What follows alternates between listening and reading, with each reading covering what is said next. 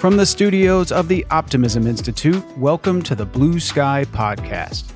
I'm your host, Bill Burke, and in every Blue Sky episode, we'll be speaking to leaders, researchers, and thinkers whose stories and insights will remind us that there is always blue sky above. Sometimes you just have to get your head above the clouds to see it. Blue Sky listeners often ask me how I find guests for my show.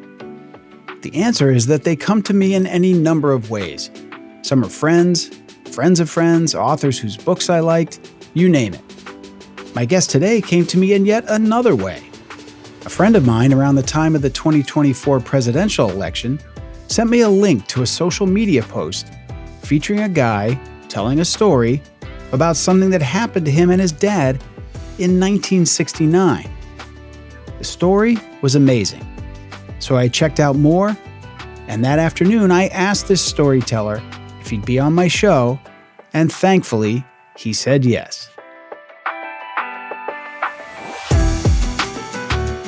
Neal Foard is an award-winning advertising pro, master storyteller, and online influencer.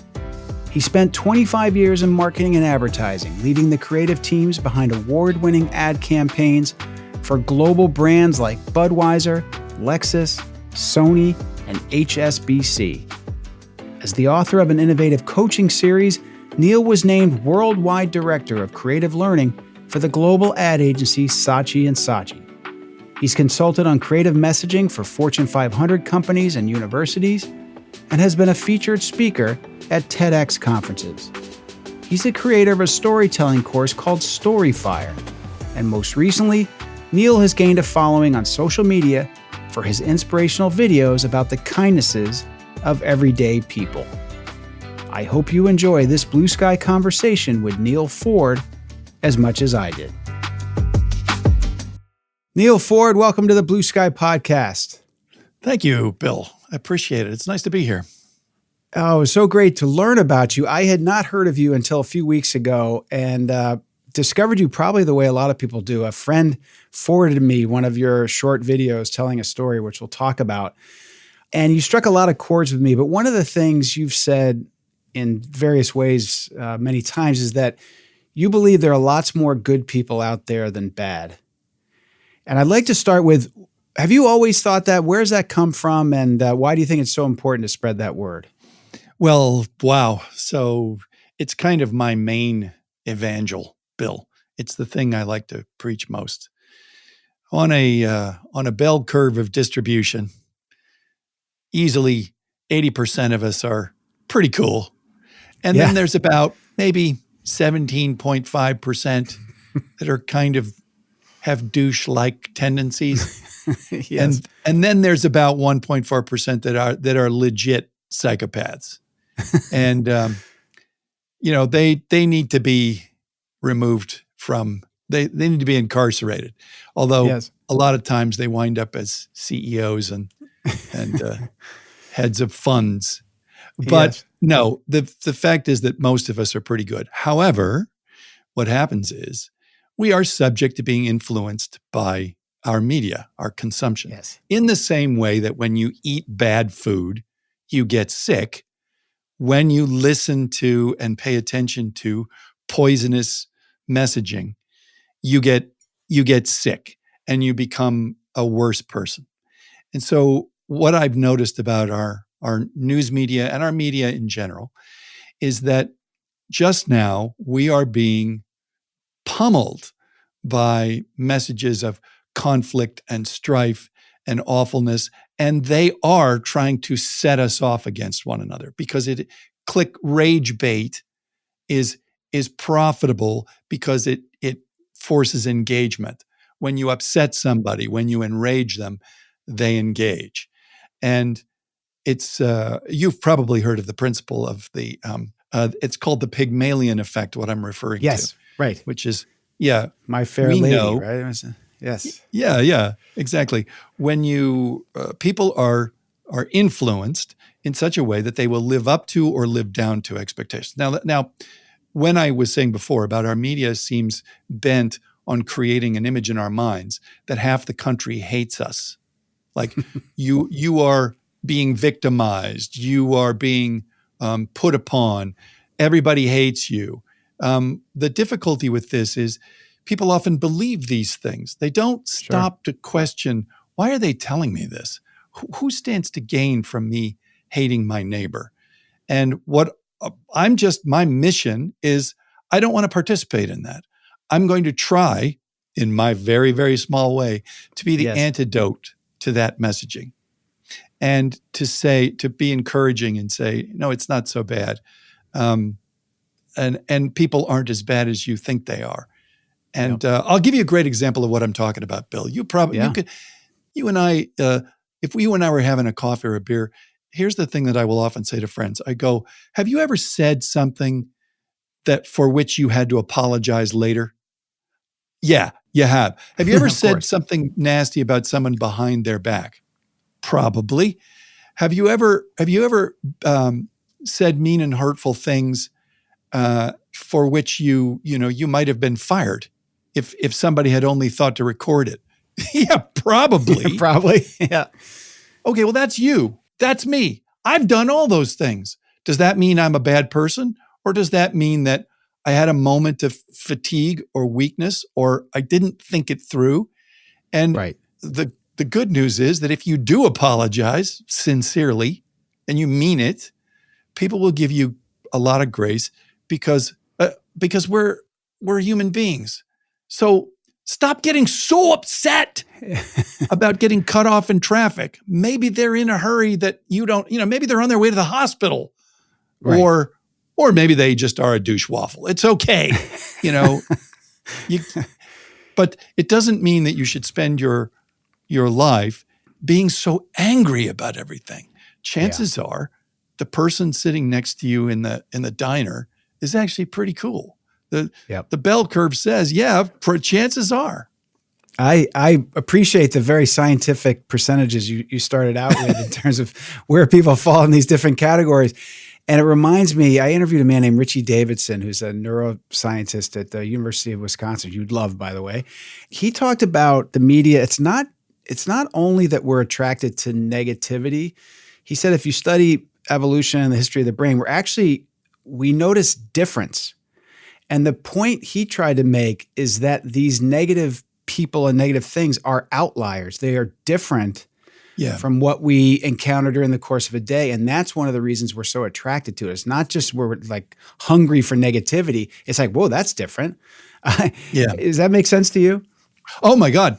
So I'm glad to hear that there's research to back up what my this guy knows what he's doing anyway, which is that part of the reason these things stick out is they get you so upset is because they are actually pretty rare. Let's look at a statistic. Okay, I live in Los Angeles. If I get onto the 405 freeway, chances are I am going to pass or I'm going to be engaged with approximately 250,000 people in the next hour. That's how many cars will be around me coming or going. How many times in that 250,000 people, how many times is somebody a jerk? 4 times? 3? Right. Those are pretty good odds, right? Exactly. Just let it go, baby, because the rest of us, it's miraculous that we are all piloting deadly weapons and we manage somehow to make it to our destination. That just goes to prove to you that most people are playing by the rules. Relax, Cha-Cha. It's okay. And you know what? If you actually go on to, talking about Pygmalion effect, I will literally say to myself before I get onto any roadway in a hurtling death machine, I will say to myself, chances are somebody is going to be rude or entitled or just a plain old jerk on the road. Be prepared for this moment. Let it go. Don't get upset. There's a million reasons why they might have done that, and it doesn't mean anything. Okay, if you actually go onto the road with that mindset, and then when it happens, there's a kind of a perverse gladness where you go, oh, there's one. There it is. I called it. Right. There's one. Okay. And they go, I wonder if I can get to 2, right? And if you accompany that with, I'm not going to be that person. In fact, when somebody's trying to merge on, I'm going to let them in. When this truck needs, when they want to get over, I'm going to open the space. This cycle starts to happen, Bill. I can see you nodding because this is true. 100%. The cycle of saying, I'm going to start being that guy. I'm going to be the one who's nice about this. And with no expectation, by the way, that you're going to get a thank you. That's important. Right. That's the come on, I didn't get the thanks. Yeah, don't expect it. That's not why you did it. Don't expect it. Yeah, exactly. Yep. That's not why you did it. You did it just because I want to be the change in the world. I want to say, I want to be that guy. Yeah. And so what happens is that instead of getting upset about things, you feel yourself getting reassured that, wow, there were very few today. It was this is a pretty good day. As traffic goes, that's pretty fair weather. I only use traffic as an example of the numbers and the scale. Now, you go to a coffee shop, you go to the health club, take your pick. Somebody opens a door for you. Do you know why you don't make a big deal of that in your day? Because it's so damn common. Exactly. Because it's so common, it never registered in your brain that was a significant moment. Exactly. Yeah, and that's where I would even add to your traffic example, assuming someone's going to cut you off, at least one. And then also actively looking for the other people letting people cut in and the other people driving respectfully.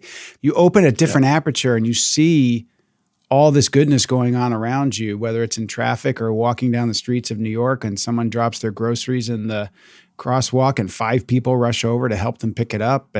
Or you can read the New York Post and read about the one stabbing on the subway and think New York's gone to hell. Yeah, it's just a different way of looking at New York. world. New York is a really, really good example. I did a video on that called Musk Oxen of New York. And I was a Bay Area kid. So I grew up with this sort of chip on my shoulder about any city that thought they were better than San Francisco. And New York, obviously thinks it's pretty great. So I wound up working there for 8 years. Swagger. Yeah. Only to discover that place is awesome. And New Yorkers are vastly more friendly than people give them credit for. They're way friendlier. And no doubt. If something happens, New Yorkers they have the reputation of being rude. It's not my experience at all. They're very direct, which is nice. It's very efficient. But when I did that postcard from 1969 story, it was about Bakersfield. And so I got a lot of comments saying, well, yeah, they're nice like that in the country. In the city, it's Armageddon. I'm like, no, man, talk about missing the point. No, they're not any different in the city. And it's just that, like we were talking before, one person cuts you off in traffic and all of a sudden you've branded Los Angeles as a den of vipers. Relax. Exactly.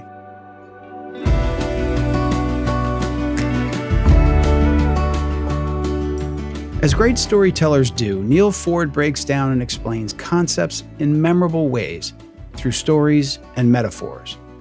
For example, when you eat bad food, you get sick is a simple way to remember that if you take in bad and negative messages, they'll also make you feel lousy. As a marketing person, he understands that media today has a business model that rewards outrage and anger. And Neal has decided, to use another metaphor, if I may, that instead of just cursing the darkness, he'll light a candle. And he's doing that with his entertaining and enriching social media content. I also love his description of his mindset when he drives on a crowded LA highway, and agree with him that the vast majority of people in this world are good and play by the rules. Getting back to our conversation, I wanted to talk about 1969, the year in which the first story I heard of Neal's was set. So the 1969 video that you're referencing is the one through which I discovered you, Neal Foard.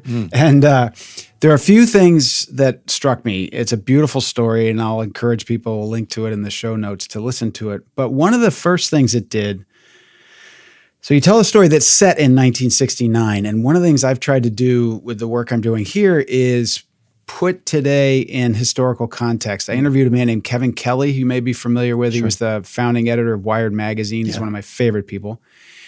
And he uses a line that I'm wearing out, but I don't care. He said, if you only read the news, you'll think things have never been worse. But if you read history, you'll realize things have never been better. Yeah. And the number of times I have referred to the summer of 1969 on my show, because when people say, we've never been this divided before, look at the protests on these campuses. It's like, okay, time out. First of all, we could go back to the Civil War and argue we were vastly more divided when we spent 4 years killing each other by the hundreds of thousands. But 1969 was pretty rough. It was pretty bad. And what people don't realize about it is if you took events from 1969 and brought them into the present, people would go, good Lord, we're coming apart at the seams. For example, political assassination was a regular occurrence. It was common.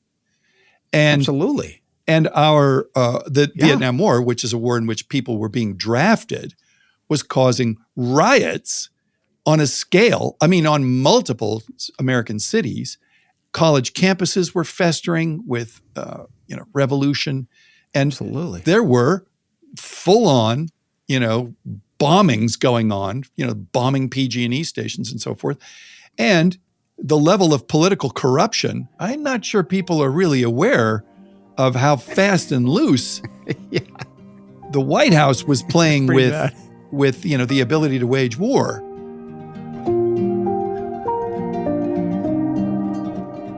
So, if you were to transport all of those events into the present, it's astonishing how divided we were. Now, I say that just to say exactly, to reiterate what you were saying about, what was the name of the editor of the Wired magazine again?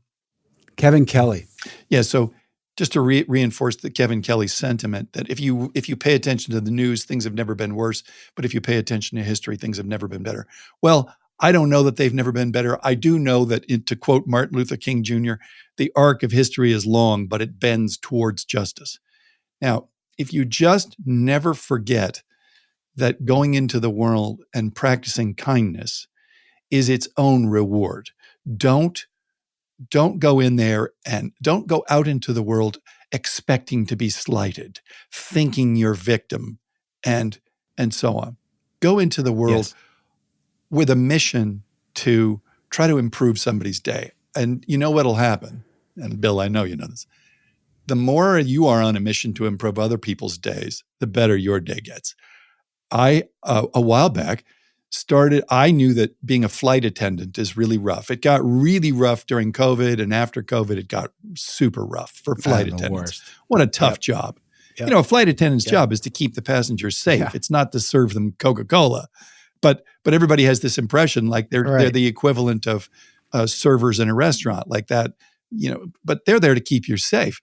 Well, whenever I got onto a plane, I always had the orientation, this was after COVID, I started thinking to myself, what could I do to make their day more pleasant? How could I help them out, even if it was just to make them smile?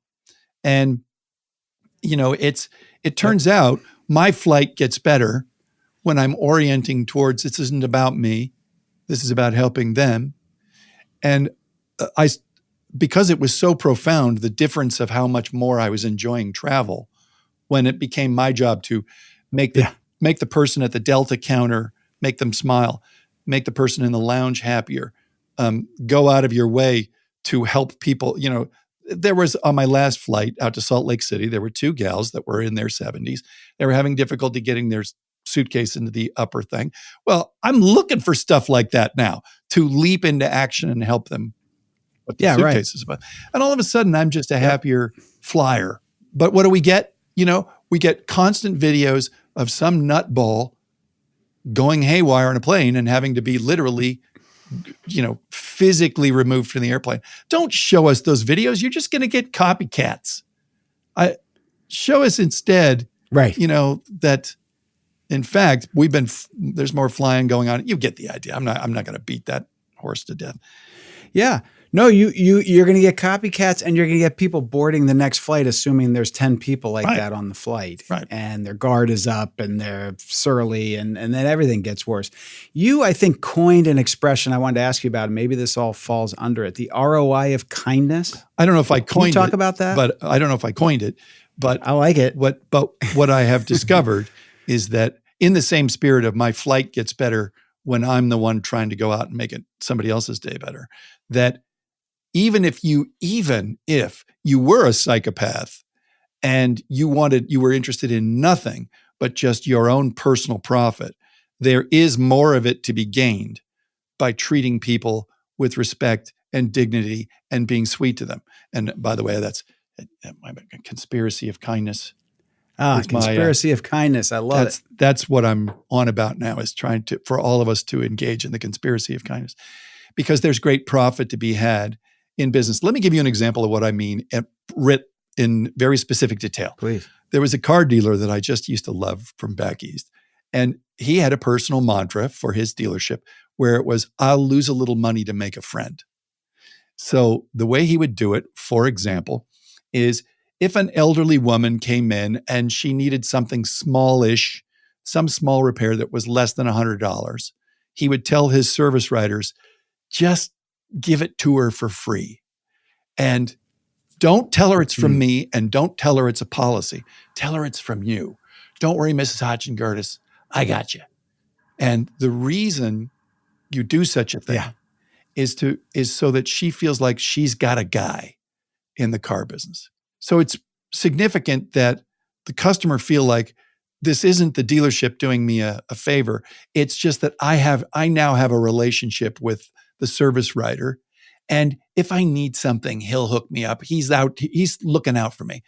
Well, the thing that makes it profitable is this. Most dealerships make their money on service. That woman has a son or a daughter, and she's going to tell them about this. Yep. And especially if she has a son. Now, the son's going to wind up buying 11 cars from that dealership because they want to know that there is a person out there in the car business who isn't just trying to fleece everybody that comes in. And in fact, one of the most vulnerable people, they demonstrated a level of courtesy that is never to be expected.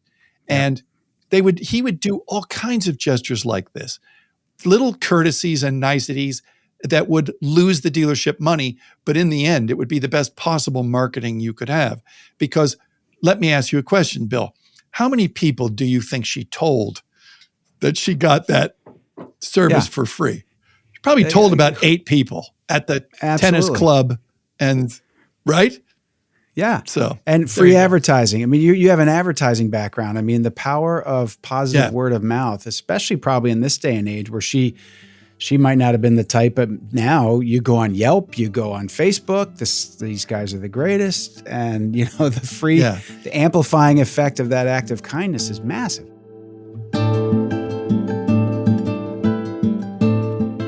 We'll get back to this episode of Blue Sky shortly, but I first wanted to remind you about a podcast I think many of our listeners will like. It's called Money for Couples. Hosted by Ramit Sethi, it helps couples create a shared financial vision with clear steps for saving, spending, and living your best life together. Money for Couples brings real actionable advice with stories from real couples who face the same financial challenges you might be dealing with. They also tackle money planning challenges like in episode 172 that's entitled, We Save for Retirement but Have No Money to Spend Now.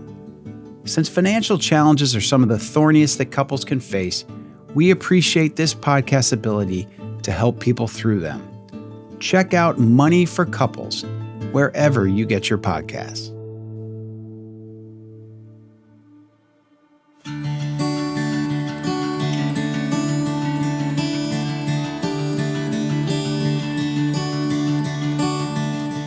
If you're a frequent listener of Blue Sky, you'll know that I love history. And I appreciated Neal's rundown of what was going on in this country in the late 1960s. Assassinations, Vietnam, the draft, campus protests, and bombings. It was a tumultuous time that in many ways makes today look tame by comparison. I also love Neal's notion that practicing kindness is its own reward. You've all experienced this, I'm sure, and his is a good reminder to do it more often.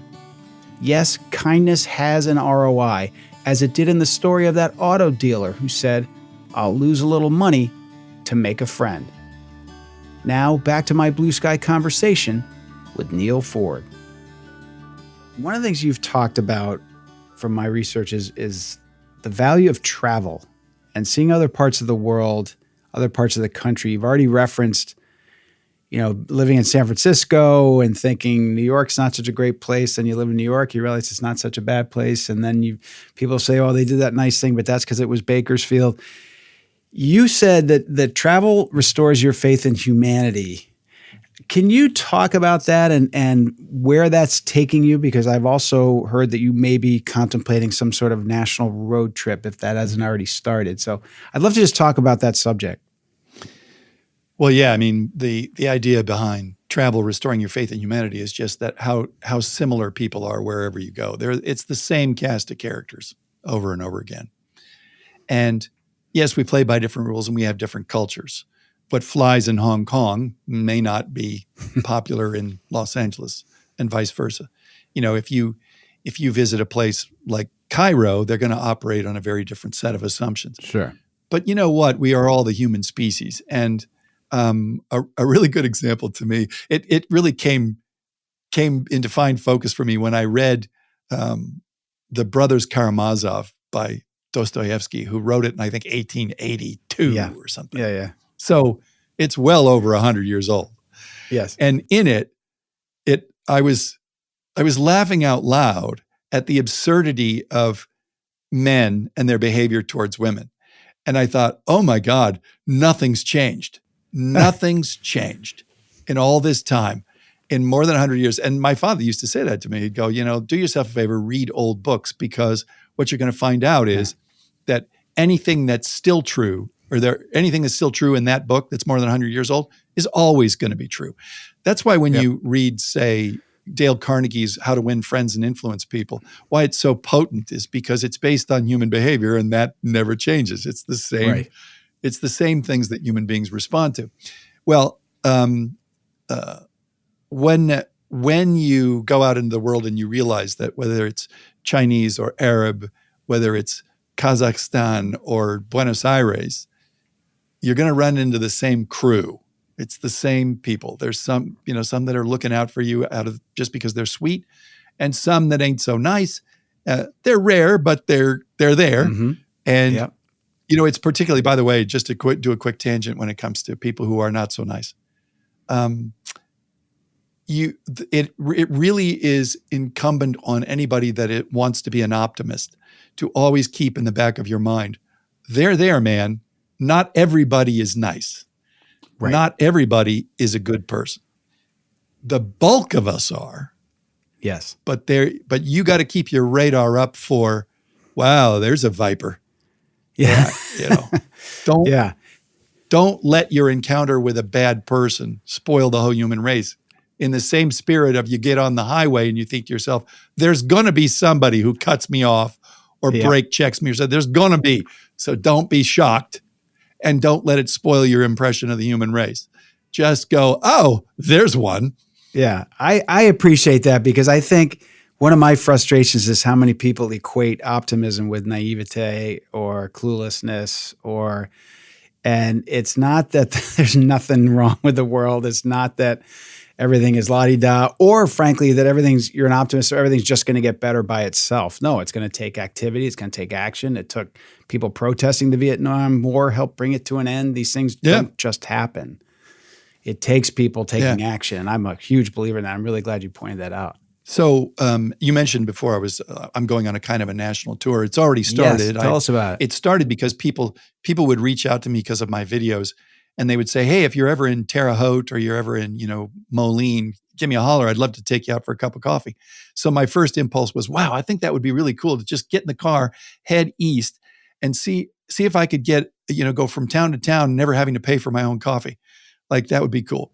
Yeah. What it's turned into is I'm doing stories about small businesses in America, because I think that small business is the kind of place where people still treat each other like human beings, because you kind of can't avoid it. You're face to face. I was just down in Gadsden, Alabama, with a company called Brush Monster Industrial. It's this young couple owns this thing. They make these heavy pieces of industrial equipment that go on skid steers. And so it'll clear out brush and small trees. It's quite an astonishing piece of machinery. And they got these young guys that are welders that work on these products for them. And it's Tim and Hannah Meeks. They own this company, and it is adorable to watch the two of them together. Yeah, they are a pair. It's a rom-com set in an industrial warehouse. Yeah. And I'll give you a great example of the sort of interaction between these two. So he is this beast of a man. He's like a Viking chieftain. He has wrists like a grizzly bear, and he's got this wonderful sort of Alabama accent and big beard. And his wife, Hannah, is all of about maybe 5'2", and she looks like Miss Valdosta Feed and Grain from 1999. Yeah. And so they'll have some spat. And then after some time, when she's finally cooled down, she'll go up to Tim and she'll say, "I'm ready now." And he'll say, "Ready for what?" And she'll go, "I'm ready to accept your apology." That's a sort of typical moment with these two. Well, so you got these hardcore, these Alabama welders in their overalls and their dip, and she started a book club for them. And the first book they read was on how to be a better business owner. It was like something that had to do with like the entrepreneurial mindset. Yes. Now, one of them came in very concerned to Tim and said, are you about to fire us? Or is this just getting us ready so you're going to like let us go? And Hannah says, "No, you dummy. I'm trying to make you, I'm trying to get you ready to be a business owner. The more you think like a business owner, the more we'll all be doing this together." Love that. Yeah, and I think what you said too earlier about people in general applies to business. Speaking of ROI, I had worked on a project that never really went anywhere, but I was trying to write a book called ROI, Return on Integrity, and it was talking about how my belief that, back to your earlier percentages, most business people are honorable, honest, trying to do the right thing. But if you just watch the movies or read the news, you think everyone's Gordon Gekko and Bernie Madoff and big business is terrible. But the vast majority of people, especially in small business and small towns, like you said, with those personal relationships, they're fantastic people doing their best to try to make a living and deliver a product people want and make the world better. Yeah, it becomes vital. Regulation it leaves a bad taste in people's mouths, but actually the best kind of regulation is the one that says everybody's got to work by the rules. Yeah. Because it's the rule breakers that cause all the trouble. I'll give you a great example of what I'm talking about. I did some consulting with Santa Barbara County. People really are not aware of how much the county government affects their lives. Yes. County government is the one that has the fire departments and the emergency response and county hospitals. And I mean, they touch practically everything, property taxes and whatnot. Well, county government also is responsible for weights and measures in the county, making sure that gallon of gasoline really is a gallon, I didn't know that. and making sure that the food is really the due date on that thing really is legit. Well, these county government people, they are busting their balls to make sure that we can trust our water and our food and so on. And I find it incredibly insulting when anybody, talks about government without thinking about the great job they do at making sure everybody plays by the rules and you can trust stuff. And when you are living in a world without government, you are about to experience a very nasty environment where your next hamburger could kill you. Sure. Yeah.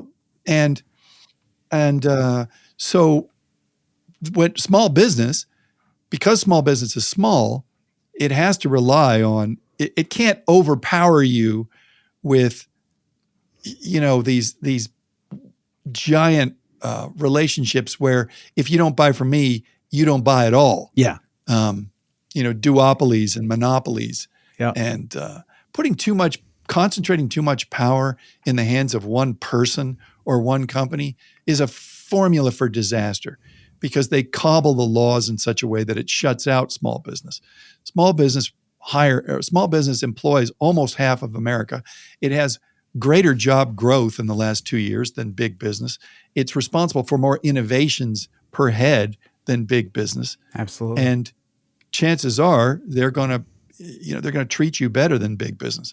Look at the problem big business has with its labor force. So I like to celebrate small business because to me it's the more human side of what it means to work and what the work adds up to.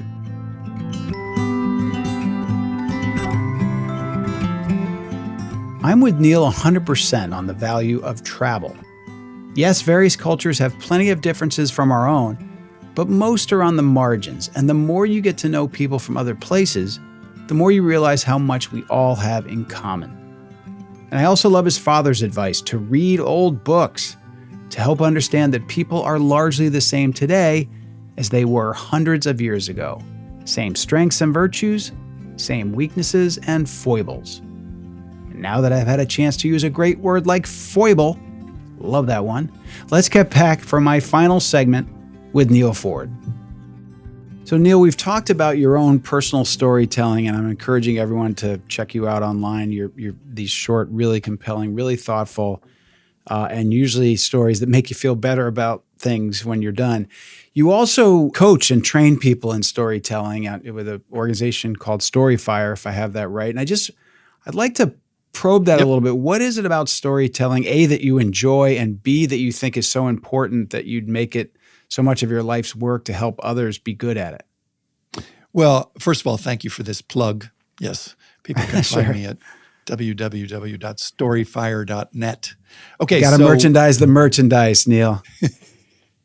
So people who are good storytellers tend to be more persuasive. They are better, they have more influence. They are able, in a business context especially, a CFO that can explain what the numbers mean and where they're headed. It makes it a lot easier for people to know what they need to be doing. A CEO that can explain the meaning of, or create a very vivid picture of the future about what we're trying to achieve here and what the rewards will be for all of us. Well, those people, that ability to persuade means you can go out and you can get new business, you can get investors, and so on. I mean, the difference between somebody who can really explain an idea well and somebody who is halting and boring and so forth is the difference between, bankruptcy and billions. Yeah. Literally. Yeah. Anybody, you show me somebody who can stand in front of investors and talk them into giving them money. That's a valuable person. Well, as it happens, stories are the operating system for human beings. You can get up and do your talking points. You can do your bullet points, but bullet points do not persuade. They don't move people emotionally. Right. And most human beings make decisions emotionally. Yep. Human beings are very logic resistant. Yes. Yes. They need to feel something. And so when you can tell a story, well, you can have them live in that mindset with you. For example, when you're in a business meeting, like some kind of, it's an all hands or it's a conference and there's a speaker up there. Well, when you just talk, when you're saying, we have 15 new things that we're going to launch and you start going through them, man, people are on their phones and they're distracted. Every 6 seconds, they're thinking about sex. It's really hard to hold their attention. But as soon as you start telling a story with a beginning, a middle, and an end, with a compelling protagonist and some kind of challenge that they're up against, will they succeed? Will they not succeed? Yeah. What was the result of this? What did it all add up to? As soon as you start telling that story, they have stopped being distracted. They are there with you. They're on your wavelength, literally. And especially if you can hold their interest with interesting characters, they care what happens. When they're on that journey with you, they feel better about you. And I'll give you a really, really good example of what I mean by story. So I had 2 flat tires. And the reason I made a U-turn, I clipped the curb, I ripped out both my sidewalls. Damn it! User error. So it was a pretty bad day. Yeah.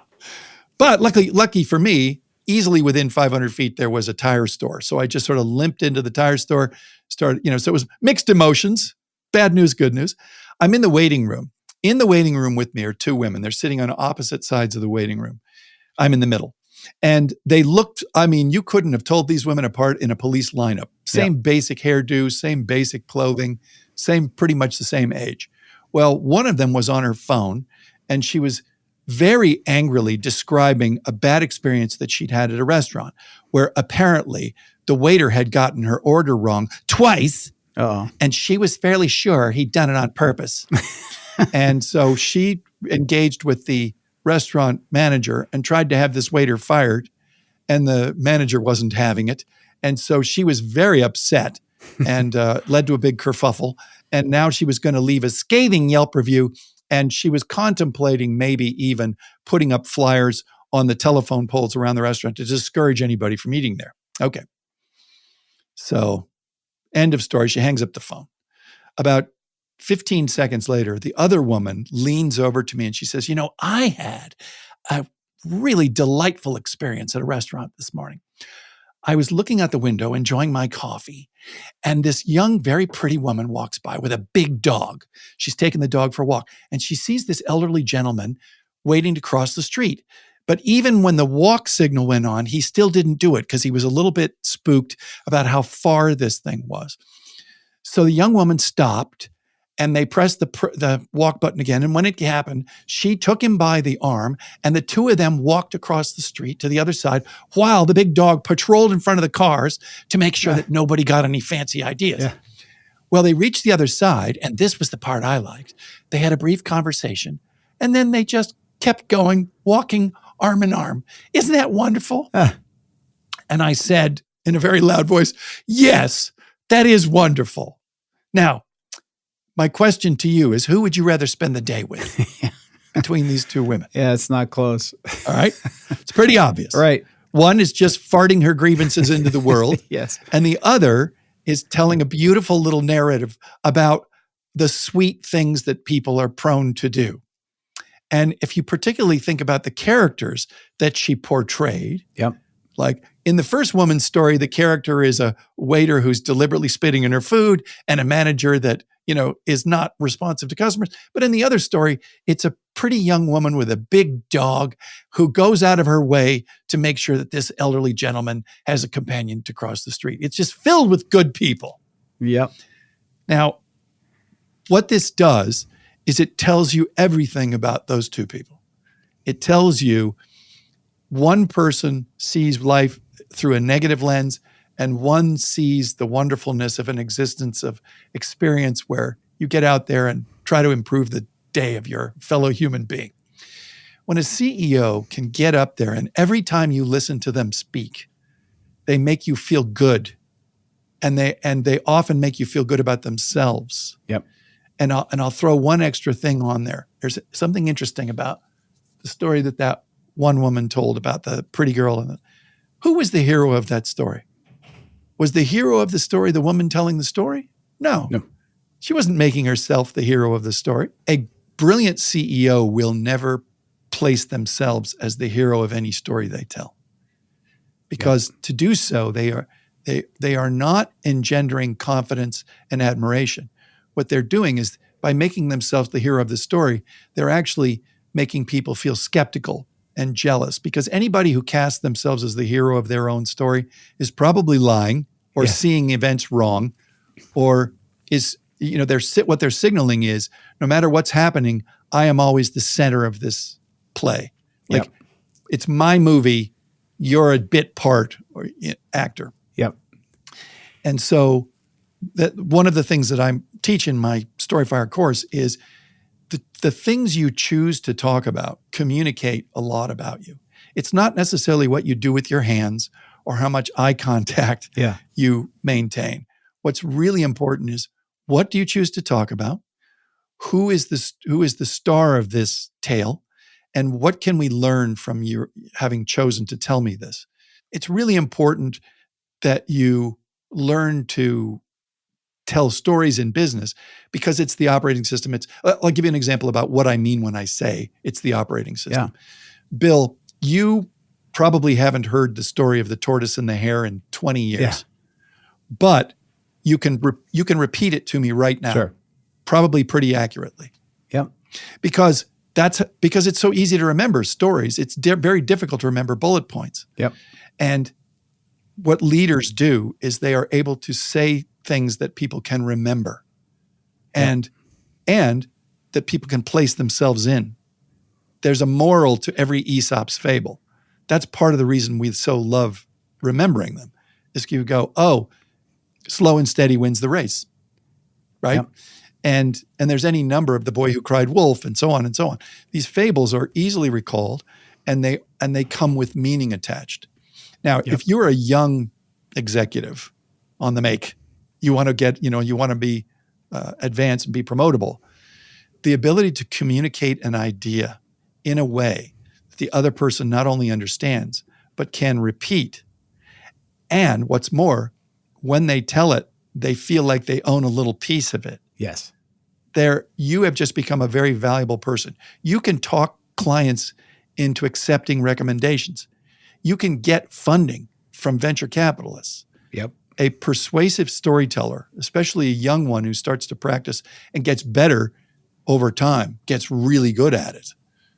They're interpreted as charismatic. They hold a room's attention, and they learn that stories are a way to make people feel good about themselves. Yes. Not about the teller. Yes. And when you can make somebody feel good about themselves in your presence, they want to be around you. They crave that. So Absolutely. Storytelling is an incredibly valuable skill for helping persuade people, moving them emotionally, and getting them to accept your recommendations. Well, you, Neal, are an amazing storyteller, and I, for one, am very happy that you've chosen the types of stories that you've chosen. And truly, I'm going to encourage people to listen and watch your videos because, again, I'm remembering this 1969 story. People are very intrigued about what this story is. But until the end, you don't really know where you're going with it. And by the end, you've made this incredibly valuable point that makes you feel better about the world. And so for that, I thank you. And I am glad to make your acquaintance. And I really appreciate you taking the time to be on this show. And we will be spreading the word about your work. And I hope if you're either anywhere on the East Coast that you'll look me up on this road trip and I'll buy you a beer or a coffee and we'll get to meet face to face one of these days. Right on.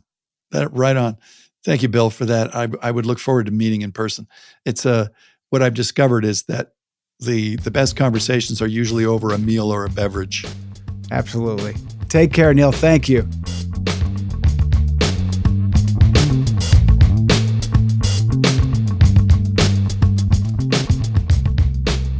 I'm a huge believer in storytelling. And we'll remember now this idea that stories are the operating system for humans. And I've used Eeyore and Tigger as examples of pessimistic and optimistic characters and asked with whom you'd rather spend time. Now Neal offers us the two women telling restaurant stories. We'd all do well to remember Neal's observation that the things you choose to talk about tell us a lot about who you are. And I'd say this applies to social media and what you post about, like, and share.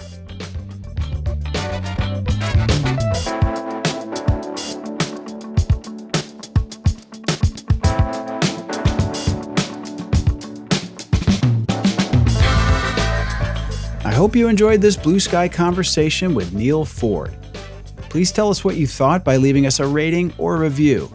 And to be sure you don't miss any other episodes, subscribe to Blue Sky wherever you get your podcasts, including on YouTube. All graphic design and cover art for Blue Sky and the Optimism Institute are provided by Crush Graphics. And that's Crush with a K if you'd like to check out more of their fantastic work at crushgraphics.com. And all of our Blue Sky episodes are made possible by the incredible editing and mixing done by the team at Sound On Studios. You can learn more about their work at soundonstudios.com. Until next time, I'm the founder of the Optimism Institute and host of Blue Sky, Bill Burke, and I thank you for listening.